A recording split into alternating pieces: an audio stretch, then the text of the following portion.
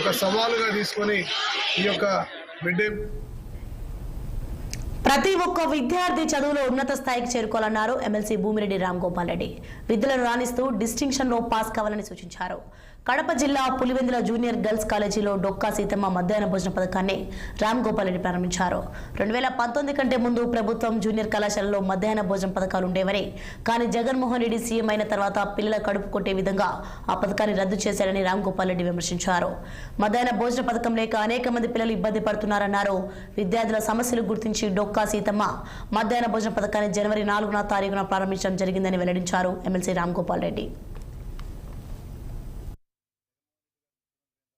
Junior కళాశాలలో చదువుకుంటున్న విద్యార్థులందరికీ కూడా చాలా శుభదినం. 2019 కంటే ముందు రాష్ట్రంలో ఉన్న 475 జూనియర్ కళాశాలలో మధ్యాహ్న భోజన పథకం ఉండేది.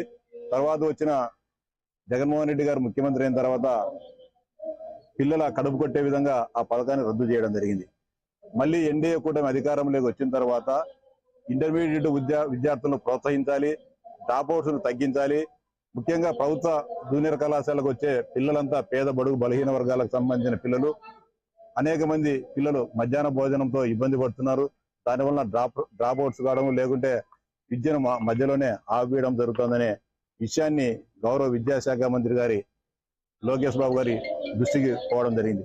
వాటన్నిటిని కూడా ఆయన రాష్ట్ర వ్యాప్తంగా జరుగుతున్న అన్ని జూనియర్ కళాశాలలో అన్నింటిని కూడా పరిశీలించి ఇంటర్మీడియట్ విద్యార్థులందరూ కూడా డొక్కా సీతమ్మ మధ్యాహ్న భోజన పథకాన్ని మళ్ళీ పునఃప్రారంభించాలని చెప్పి ఈ జనవరి 4వ తేదీన ప్రారంభించడం జరిగింది. ప్రభుత్వ జూనియర్ తిరుపతి జిల్లా